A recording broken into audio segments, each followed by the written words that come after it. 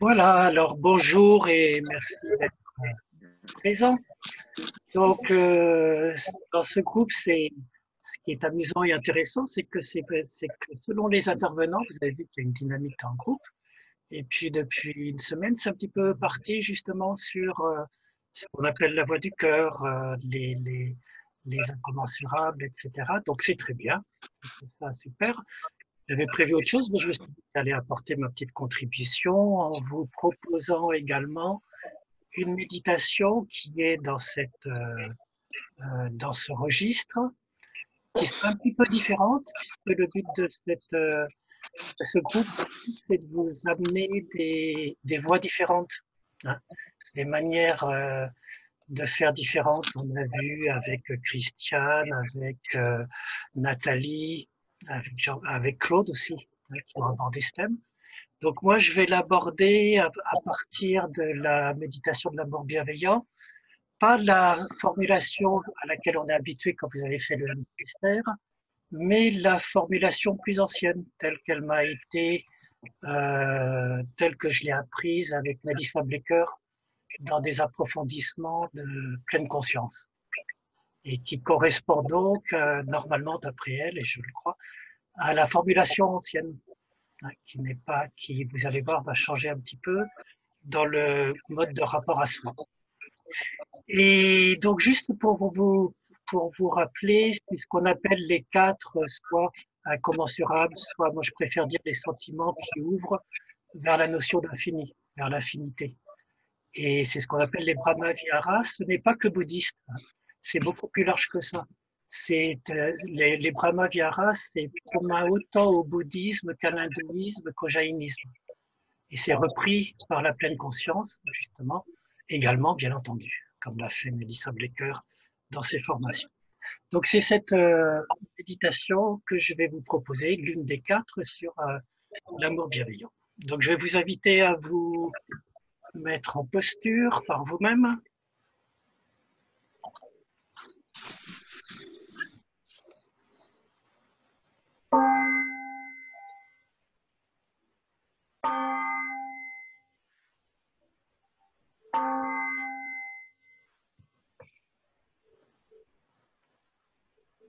En vous recentrant par vous-même dans votre posture, ici et maintenant.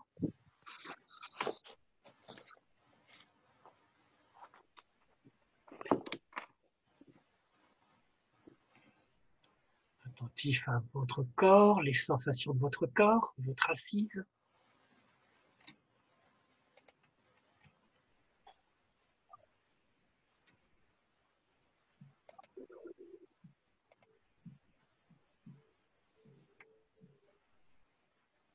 Puis en revenant à votre souffle,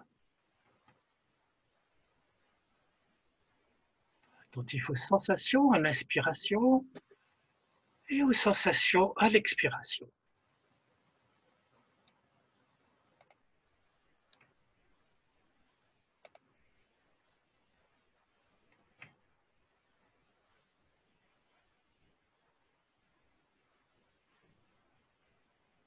Laissant votre souffle se déployer naturellement. Trouvez son rythme de lui-même, spontanément, sans intervenir sur lui. Juste le laisser respirer. Vous laissez respirer.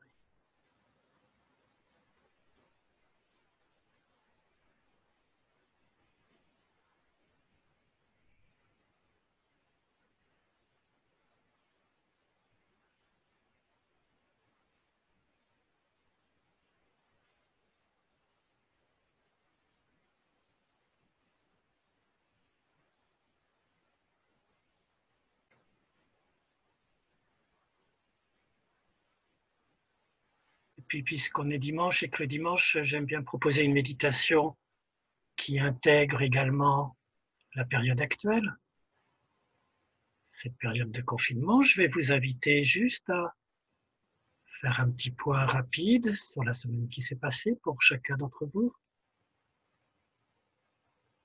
Comment vous l'avez vécu? Comment vous l'avez vécu dans votre corps, dans votre esprit? comment vous avez peut-être vécu également les différentes annonces sur le déconfinement, une fois avec ceci, une fois avec cela, les changements.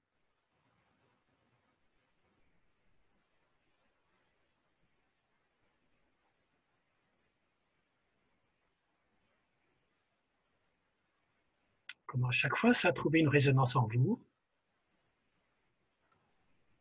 suscité une émotion, des états émotionnels, des pensées.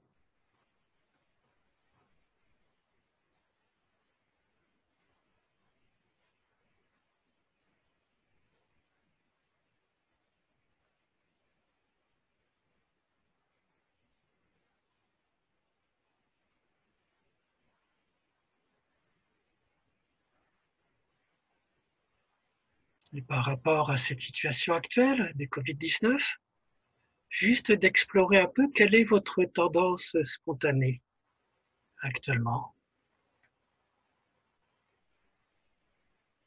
Est-ce que c'est plutôt la tendance de vouloir fuir la situation?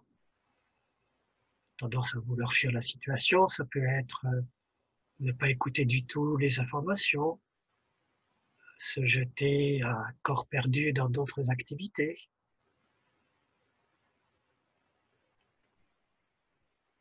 Ou aller marcher parce que c'est à tout prix nécessaire, ou etc. Est-ce qu'on a plutôt tendance à le fuir?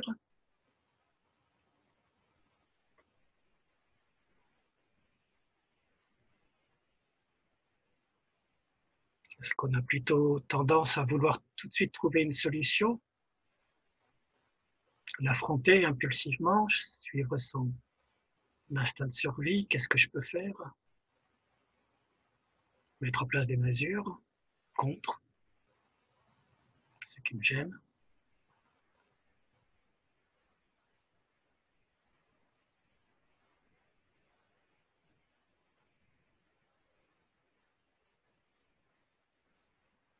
Et il se peut que pour certaines personnes, ce soit la troisième tendance qui est de se laisser submerger totalement par la situation, au point de s'y perdre quasiment, de se faire emporter par le flux.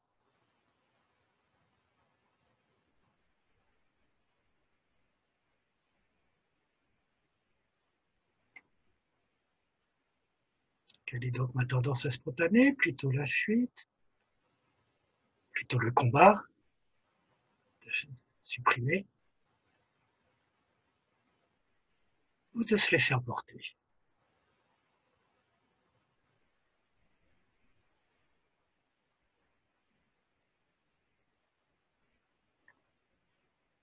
Et en explorant maintenant s'il n'existerait pas une autre possibilité qui consisterait juste à savoir que c'est une situation contre laquelle on ne peut rien pour le moment, l'accepter comme elle est,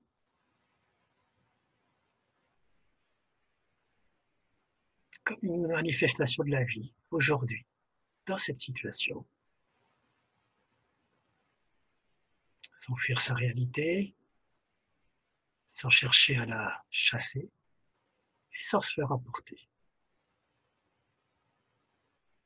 Juste rester recentré, lucide, calme,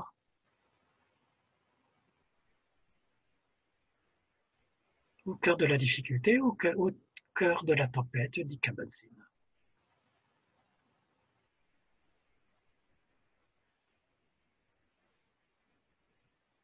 Et pour cela, vous pouvez, si vous le souhaitez, vous servir de votre souffle, faire 4-5 respirations, peut-être plus profondes en insistant sur l'expiration qu'on fait descendre jusque dans le ventre, jusqu'à retrouver cet espace interne de liberté, présent en chacun de nous,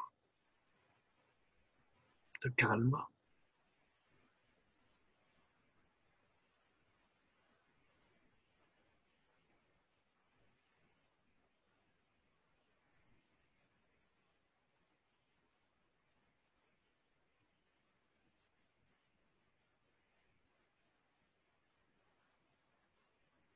Et vous pouvez alors vous offrir, vous adresser un premier vœu qui est d'être libre, intègre et en paix, au cœur même des difficultés, des tourments. Vous pouvez formuler le vœu, bien entendu, sous la forme que vous souhaitez, avec les mots que vous préférez. Ça, ce sont juste les mots que j'utilise moi. Juste se donner un vœu, d'avoir le courage, la force, de trouver cet espace de liberté intérieure, de paix en soi.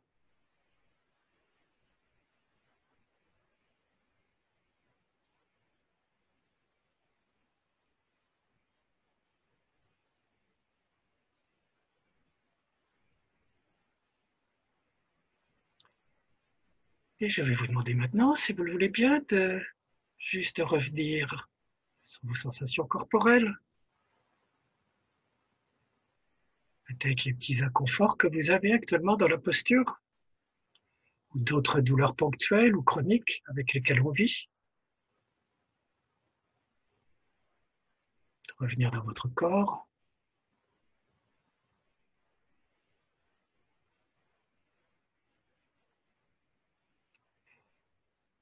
Et en explorant également, par rapport à toutes ces douleurs qu'on peut avoir dans le corps ou difficultés, quelle est votre tendance spontanée en général?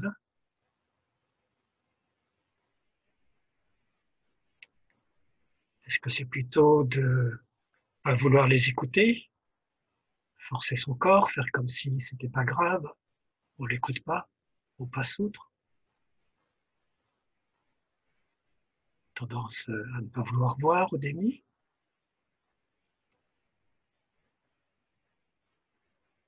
Est-ce que c'est plutôt une tendance à vouloir tout de suite supprimer ce qui nous gêne dans le corps, les douleurs éventuelles ou autres, en bougeant la posture pour que ça passe, prenant une aspirine avant ou après, quand c'est pas en méditant, en cherchant tout de suite un remède?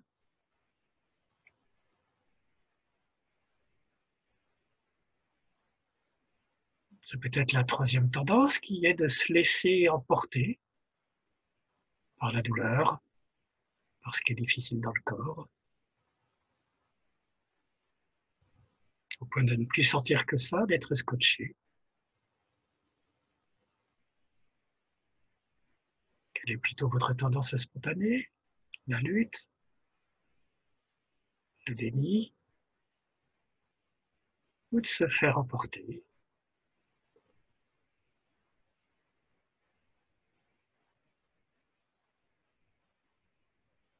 Et en explorant s'il n'y aurait pas une autre attitude possible,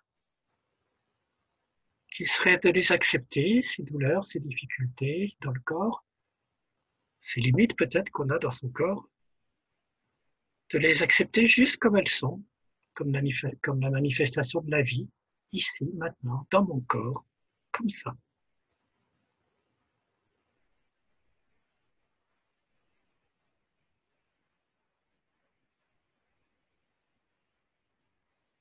Quelles sont les résistances éventuellement qu'on a à accepter simplement qu'il y ait des douleurs, des difficultés, des limites dans son corps.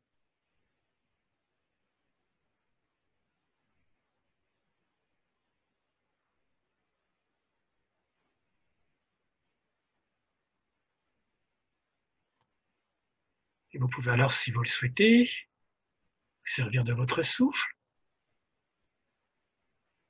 pour bien inspirer, longue expiration jusque dans le ventre éventuellement, pour retrouver cet espace de liberté qu'on peut avoir au sein même de nos douleurs, de nos difficultés corporelles. Et vous adressez ce vœu à vous-même, que je sois libre et en paix dans mon corps, dans les douleurs, les limites du corps. Vous pouvez utiliser vos mots, bien entendu, à la place de cela.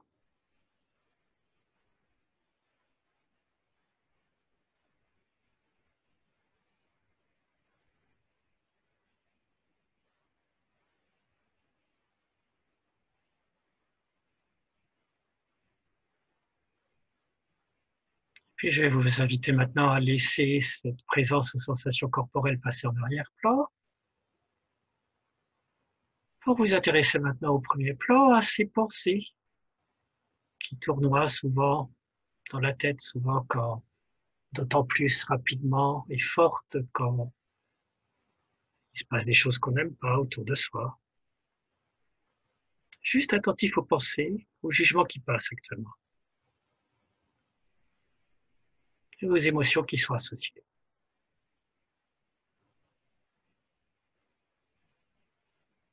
Peur, tristesse, colère, joie ou autre.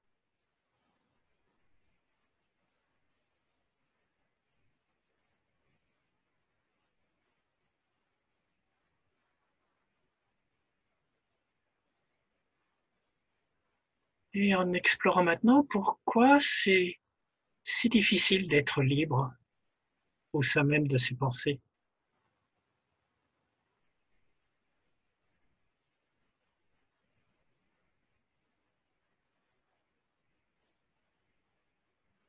Peut-être tout simplement parce qu'elles se secrètent perpétuellement les unes les autres, surgissent en afflux constant, qui s'auto-alimentent.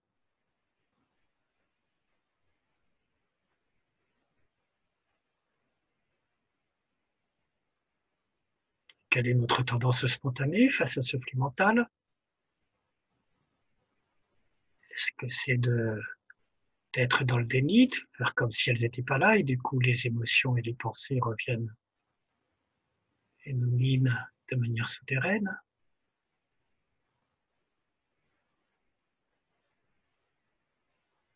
Est-ce que c'est vouloir combattre à tout prix contre ces pensées? Et là, on est très riche et plein d'inventions qu'on peut faire, de stratagèmes. On peut essayer de les arrêter. Dès que je vois une pensée, hop, je reviens à mon souffle, comme si c'était un bouclier magique. Pour gommer les pensées, c'est pas aussi simple. Plus on lutte contre elles, plus elles reviennent avec leurs émotions.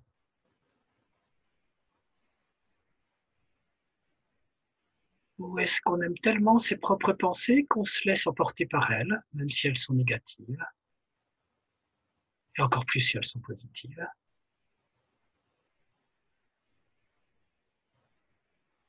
En étant collé à ses propres pensées. Mélissa Blecker avait un joli mot, elle disait, dans cette troisième tendance, on peut tellement être porté, collé à ses pensées, que c'est comme si finalement on faisait l'amour avec ses propres pensées.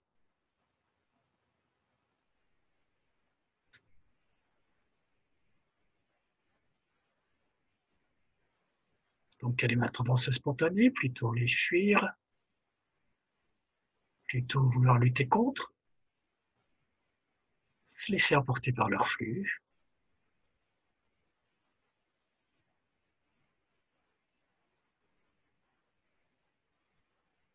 Est-ce qu'il n'existerait pas une autre attitude possible qui consisterait juste à les accepter comme des événements mentaux, ni plus ni moins?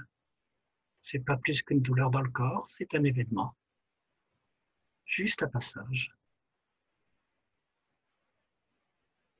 Et en les acceptant comme elles sont, comme une manifestation de la vie, éphémère, impermanente, si on ne s'y accroche pas.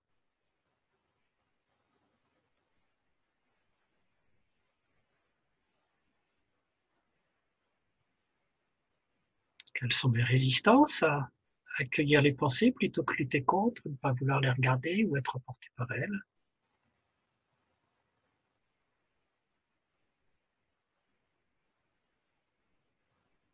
Et comment je peux maintenant retrouver cet espace interne? Je peux être simplement présent, laissant passer les pensées comme des nuages sans m'identifier à elles. Pouvez-vous pas vous servir de votre souffle pour cela? L'inspiration, remplir de cet air vaste extérieur, à l'expiration, longue expiration jusque dans le ventre, laissez le souffle et votre présence descendre plus profondément jusqu'à ce vaste espace interne où on peut accueillir les pensées sans être emporté par elles.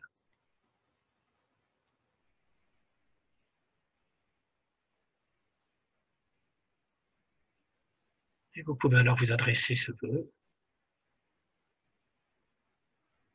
que je sois libre et en paix, au cœur même des pensées, des souffrances du mental, ou vos propres mots.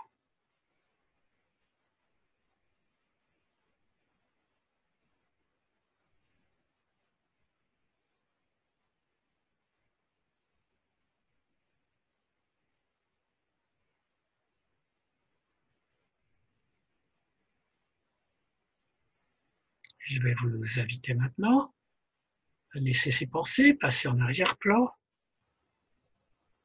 pour élargir encore votre exploration en vous demandant qu'est-ce que cela évoque pour vous, le fait de prendre soin de vous-même, prendre soin de soi.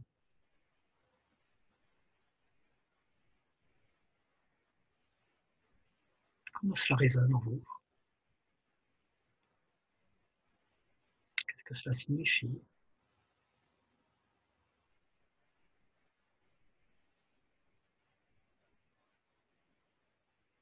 Et peut-être plus précisément, quand je ne le fais pas, quand je ne prends pas soin de moi, qu'est-ce que je ressens?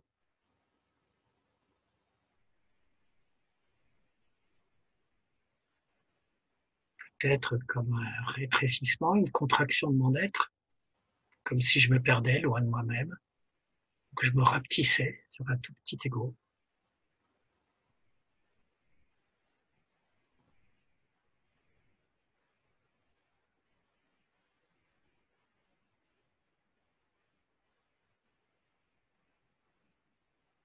Et en explorant maintenant quelles sont les réticences qu'on peut avoir à prendre soin de soi, justement. On peut lutter contre en se disant que c'est égoïste, que le principal c'est de s'occuper des autres qui souffrent autour de nous, et c'est vrai, ça peut devenir juste une fuite, une tendance à ne pas regarder soi-même comment prendre soin de soi. On peut aussi fuir la question en se disant qu'on n'en a pas le temps, qu'on a d'autres choses bien plus importantes à faire.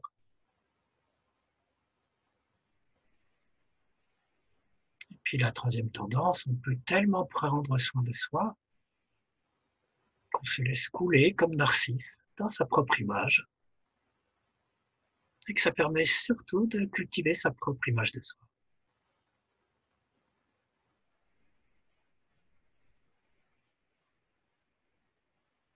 Quelle est ma tendance spontanée?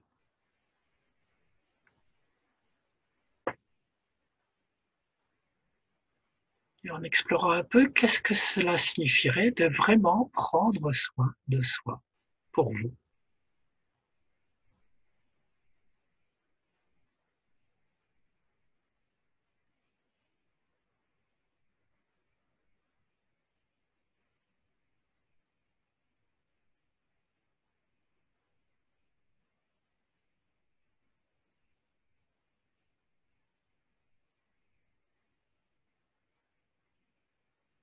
C'est peut-être l'occasion d'explorer si prendre soin de soi, c'est pas être profondément bienveillant pour soi-même, là de compassion pour ses propres souffrances, ses propres limites, ses propres faiblesses, qu'on peut accepter, juste comme des souffrances, des limites, des faiblesses, juste parce qu'on est un être humain.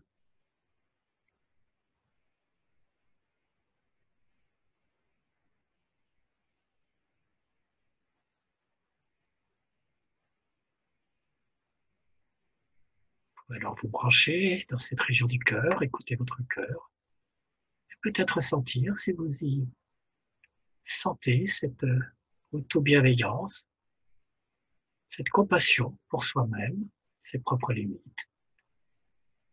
Comment cette compassion, cette possibilité d'accueillir ses propres souffrances, ses propres faiblesses, zones d'ombre, peut s'ouvrir peu à peu comme une fleur de nénuphar, devenir une bienveillance, une compassion qui s'ouvre vers les autres.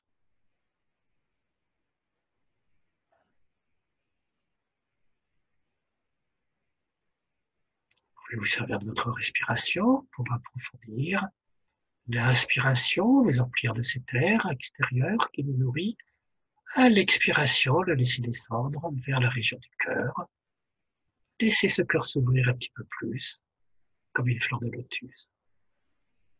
À chaque inspiration, à chaque expiration.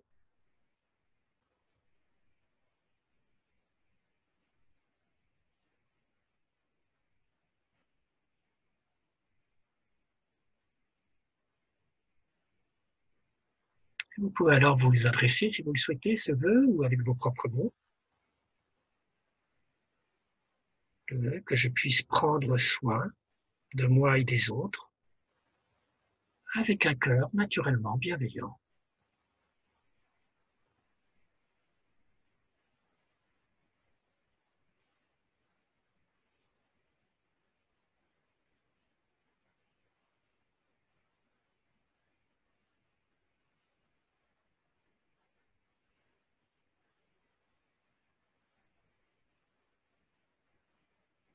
Et lorsqu'on intègre cette compassion pour nos propres zones d'ombre, limites, souffrances, capacité à les accueillir, qu'on ressent cette bienveillance envers nous-mêmes, elle s'auto-libère, elle s'ouvre d'elle-même vers les autres. Et je vais vous inviter maintenant à ouvrir un premier cercle dans lequel vous allez pouvoir laisser rentrer tous les gens qui comptent pour vous, qui sont une aide précieuse sur votre chemin. Ça peut être vos proches, ça peut être des gens qui vous aident spirituellement ou humainement, que vous trouvez admirables. Il n'en manque pas actuellement. Vous pouvez les laisser rentrer dans ce premier cercle, soit en visualisant leur visage, soit en prononçant à voix intérieure leur nom.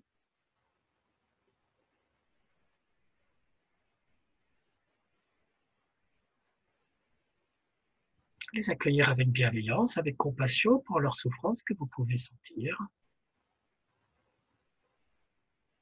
Et leur adresser votre vœu sous la forme que vous souhaitez ou sous la forme suivante.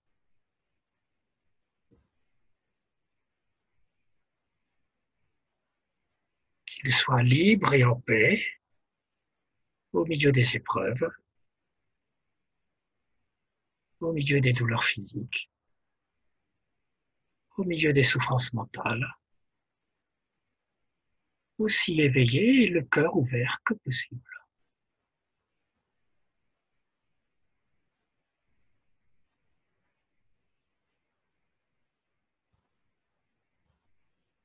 Et vous pouvez voir si vous pouvez ouvrir un deuxième cercle un peu plus large, intégrer des gens qui viennent maintenant à votre esprit, auxquels vous n'aviez pas pensé avant. Parfois, quand on ferme le premier cercle, tiens, il y a plein de visages qui apparaissent, qui avaient peur d'être oubliés, comme s'ils se bousculaient au portillon. Vous les faites rentrer dans votre deuxième cercle. Ça peut être des gens moins importants pour vous, mais quand même envers qui vous avez ressenti des choses, des gens de ce groupe, des collègues de travail, des voisins ou autres, à qui vous avez envie d'offrir également cette capacité de bienveillance, ce vœu de bienveillance. Vous les laissez entrer dans votre cercle. Ressentez véritablement, avec compassion, leur souffrance.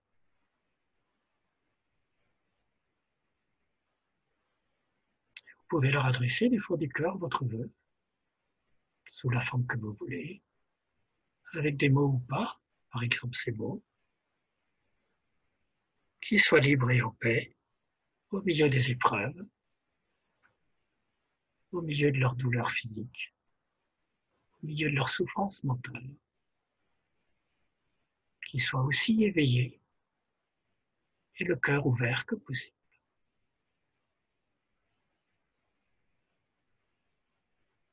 Et vous pouvez maintenant explorer si ce vœu de bienveillance ne tend pas spontanément à s'ouvrir encore plus. C'est pour ça qu'on appelle ces vertus des vertus infinies, parce qu'elles n'ont pas de limite quand on les laisse rayonner en nous.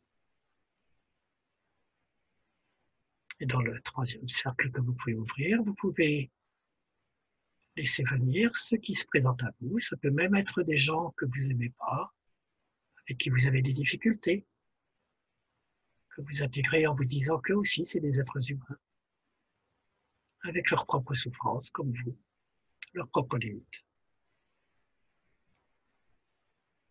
Ça peut être aussi d'autres gens qu'on ne connaît pas dans le monde, des gens qui se consacrent aux autres, personnels de soi, des gens qui souffrent. Vous pouvez toujours élargir plus si vous le souhaitez pour sentir les capacités du cœur sans limite. Peut-être intégrer toutes les autres êtres vivants, pas forcément humains, qui peuvent souffrir aussi dans cette situation. Formes animales, végétales, autres.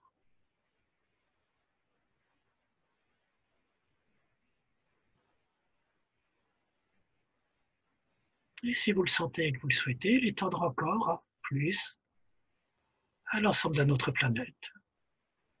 Tous les problèmes, des règlements qu'elle a, qu'elle connaît, qu'elle traverse. Voire encore plus jusqu'aux confins de l'univers, du cosmos.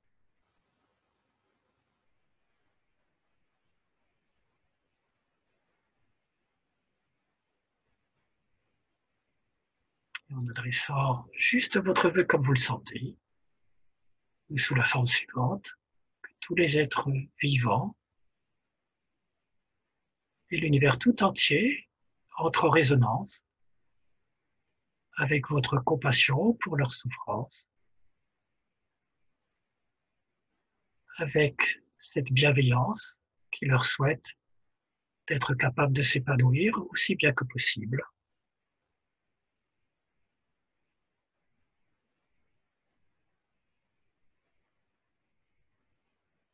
Et pour finir, je vais vous laisser une minute ou deux, juste laisser rayonner en vous ce vœu de compassion, de bienveillance, aussi loin que vous pouvez, sur tout ce que vous souhaitez, en ressentant de la gratitude pour cette vie qui va, qui vient, qui s'en va, comme elle vient, comme elle va, comme elle s'en va, juste comme elle est, mystérieuse, gratuite.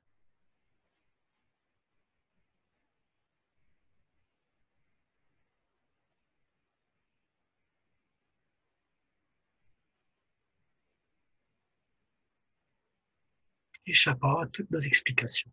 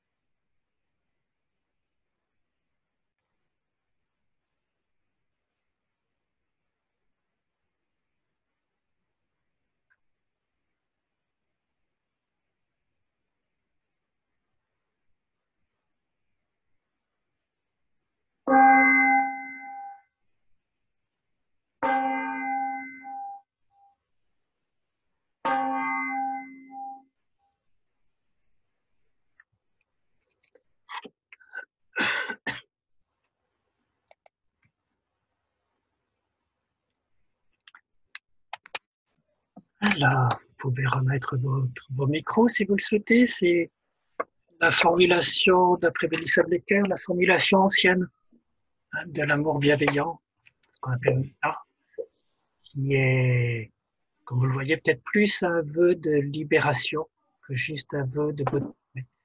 À chacun de trouver sa voie et ce qui lui correspond mieux. J'ai juste eu envie de vous faire découvrir aussi cette forme, cette manière dont on peut travailler le cœur. Voilà, si vous avez